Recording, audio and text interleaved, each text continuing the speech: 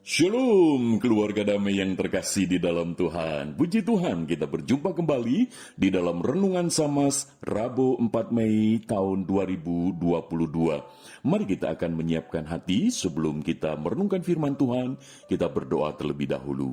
Bapa Surgawi, kami mengucap syukur hidup kami ada di dalam pemeliharaan kasih setia Tuhan yang tak habis-habisnya, selalu baru setiap hari yang Tuhan anugerahkan. Sebentar kami akan merenungkan firman-Mu, kiranya Roh Kudus-Mu yang akan mengurapi setiap kami. Di dalam nama Tuhan Yesus kami berdoa. Amin. Keluarga damai, tema yang akan kita renungkan, perubahan arah hidup. Terambil di dalam Injil Lukas pasal 5 ayat yang pertama sampai dengan ayat yang ke-11. Namun sebagai dasar perenungan saya akan membacakan di dalam ayat yang ke-10 bagian B saja. Demikian, kata Yesus kepada Simon, "Jangan takut, mulai dari sekarang engkau akan menjala manusia." Demikian firman Tuhan. Keluarga damai, siapapun punya arah hidup, punya tujuan hidup. Petrus, arah hidupnya yaitu sebagai nelayan, sebagai penjala ikan. Karena sangat mungkin dia sejak kecil hidup di lingkungan nelayan. Sehingga ketika dia besar dan dia dewasa, dia hidupnya, arah hidupnya adalah sebagai penjala ikan. Itu sesuatu hal yang baik. Tetapi ketika Tuhan Yesus menjumpai Petrus, Tuhan Yesus memilih dan memanggil Petrus supaya Petrus memiliki arah hidup yang baru, yaitu bukan lagi sebagai penjala ikan, melainkan sebagai penjala manusia. Maka itu di dalam ayat yang ke-10 bagian B tadi dikatakan, mulai dari sekarang engkau akan menjadi penjala manusia. Keluarga damai, bagaimana Tuhan Yesus mengubah arah hidup Petrus? Paling tidak dari perikop yang kita baca, kita bisa menemukan bahwa melalui kegagalan yang dialami oleh Petrus, yaitu ketika semalam-malaman mereka bekerja keras sebagai nelayan, gagal, tidak memperoleh satu ekor pun. Itu di dalam ayat yang kelima jelas di sana dikatakan, ketika Petrus disuruh menangkap ikan oleh Tuhan Yesus, Petrus itu berargumentasi, "Guru, telah sepanjang malam kami bekerja keras dan kami tidak menangkap apa-apa." Keluarga damai, siapapun juga di dalam menjalani arah hidupnya bisa jadi mengalami kegagalan, bukan? Siapapun. Petrus pun juga mengalami kegagalan sebagai penjala ikan, sebagai nelayan. Padahal pengalaman, pengetahuan, fasilitas pada saat itu sudah cukup memadai. Tetapi toh juga bisa gagal. Namun di dalam Tuhan Yesus, justru Tuhan Yesus memakai kegagalan itu untuk memanggil, untuk mengubah arah hidup daripada Petrus. Bisa jadi di dalam hidup kita ketika kita mengalami kegagalan, Tuhan Yesus sedang memilih kita, Tuhan Yesus sedang memanggil kita untuk mengubah arah hidup kita sebagaimana Petrus. Lalu kita juga bisa melihat bahwa Tuhan Yesus mengubah arah hidup Petrus yaitu melalui mujizat. Di mana ketika Petrus bersama dengan murid yang lain menebarkan jala itu, tiba-tiba mendapat sejumlah banyak ikan. Sampai dikatakan 2 perahu hampir tenggelam. Betapa banyaknya, itu satu mujizat. Semalaman tidak memperoleh satu ekor pun.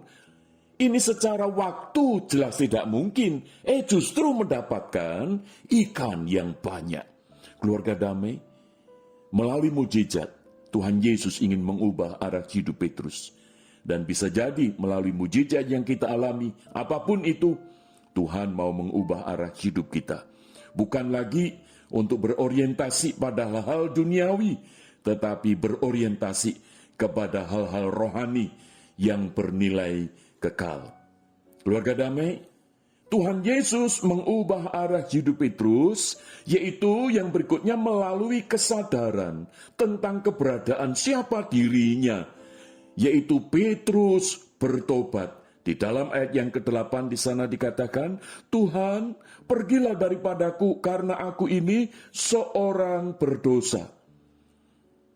Petrus diubah arah hidup oleh Tuhan Yesus melalui pertobatannya. Keluarga damai, biarlah kita pun juga diubahkan arah hidup kita melalui pertobatan kita di hadapan Tuhan. Mengapa Tuhan Yesus memberikan arah hidup yang baru bagi Petrus? Karena yang pertama, ada rancangan Tuhan yang bernilai kekal yang Tuhan mau genapkan melalui Petrus. Tidak salah ketika Petrus sebelumnya sebagai nelayan, yaitu menjala ikan.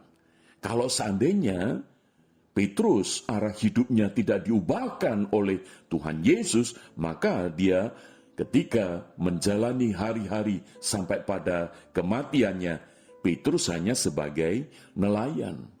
Namun ketika dia sudah diubahkan arah hidupnya, Petrus bukan lagi sebagai nelayan, bukan sebagai penjala ikan, tetapi sebagai penjala manusia. Yaitu di mana Tuhan Yesus memakai hidup Petrus untuk menjadi alatnya, yaitu membawa jiwa bagi Tuhan Yesus. Ketika Petrus sebagai seorang nelayan, dia menangkap ikan. Dari ikan yang hidup menjadi mati.